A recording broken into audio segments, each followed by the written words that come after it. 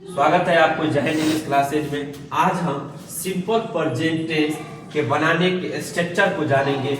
Simple present tense का अगर वाक्य रहेंगे उसको हम कैसे बनाएंगे। तो सबसे पहला 6 टाइप का वाक्य आता है आपके पास। सिंपल प्रेजेंट टेंस में 6 प्रकार के वाक्य आएंगे। पहला हुआ अफर्मेटिव, दूसरा हुआ निगेटिव, तीसरा हुआ इंट्रोगेटिव, चौथा हुआ इंट्रोगेटिव निगेटिव, पांचवा हुआ WH क्वेश्चन और छठा हुआ WH निगेटिव क्वेश्चन। सबसे पहले हम जानेंगे कि छवों को हम पहचानेंगे कैसे, यानी हिंदी में हमारे साथ रहेंगे तो हम हिंदी में पहचानेंगे कैसे। तो सबसे पहले जानिए अफर्मेटिव अगर हिंदी में रहेगा, अफर्मेटिव का हिंदी हुआ कथनात्मक वाक्य अगर रहेंगे उसके लास्ट में क्या रहेंगे, पूर्ण विराम लगा रहेगा। क्या लगा रहेगा? पूर्ण विराम लगा रहेगा। निगेटिव को कैसे पहचानेंगे? तो निगेटिव वाक्य अगर हिंदी में रहेगा तो उसमें नहीं लगा रहेगा, यानी निगेटिव वर्ड नहीं लगा रहेगा।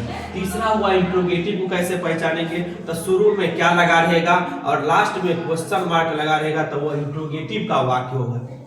चौथी बात है इंट्रोगेटिव निगेटिव कैसे पहचानेंगे? तो उसमें शुरू में क्या लगा रहेगा, बीच में नहीं रहेगा और लास्ट में क्वेश्चन मार्क रहेगा, तो वह इंट्रोगेटिव निगेटिव का वाक्य। अगला है WH क्वेश्चन को कैसे पहचानेंगे? तो WH वर्ड में WH वर्ड लगा रहेगा, जैसे कब, कहाँ, क्यों, कैसे, ये सब लगा रहेगा हिंदी में। तो ये क्या है? WH वर्ड है, तो उसको WH क्वेश्चन कहते हैं। WH निगेटिव को कैसे पहचानेंगे? तो WH कब, कहाँ, क्यों, कैसे के साथ अगर नहीं लगा है तो क्या हो गया? WH निगेटिव क्वेश्चन हो गया। आप हिंदी में समझ के पकड़ना।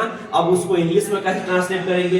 अगर अफर्मेटिव वाक्य आया, यानी वाक्य अगर अफर्मेटिव है तो सबसे पहले सब्जेक्ट देंगे, उसके बाद V1 या V5 देंगे, उसके बाद ऑब्जेक्ट देंगे।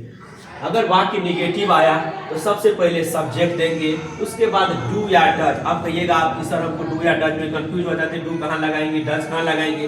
तो जब सब्जेक्ट के रूप में आई रहे, वी रहे, यू रहे, दे रहे, इसके साथ क्या लगाएंगे?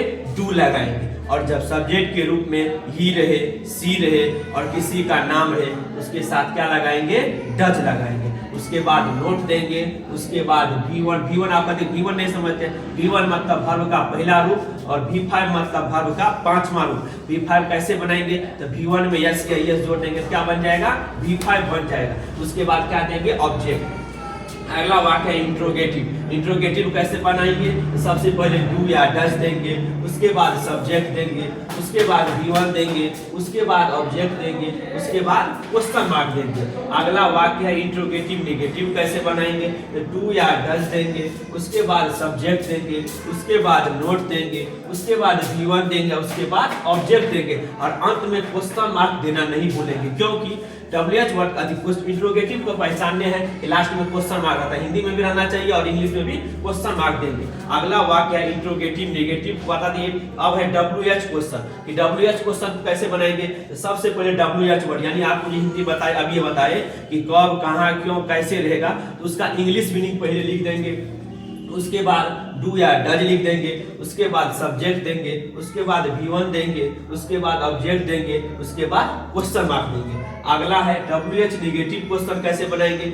सबसे पहले WH वर्ड देंगे, उसके बाद डू या डज देंगे, उसके बाद सब्जेक्ट देंगे, उसके बाद नोट देंगे, उसके बाद V1 देंगे, उसके बाद ऑब्जेक्ट, उसके बाद क्वेश्चन मार्क देंगे। इसी पैटर्न पे हम पूरा ट्रांसलेशन को, एक ट्रांसलेशन को हम 6 टाइप से बना सकते हैं। इसी पैटर्न पे नेक्स्ट वीडियो में हम एक वाक्य को 6 टाइप से बना करके, यानी एक वाक्य को 6 टाइप से बना के आपको दिखाएंगे, इसलिए आप पार्ट 2 देखना नहीं भूलेंगे। चलिए थैंक यू।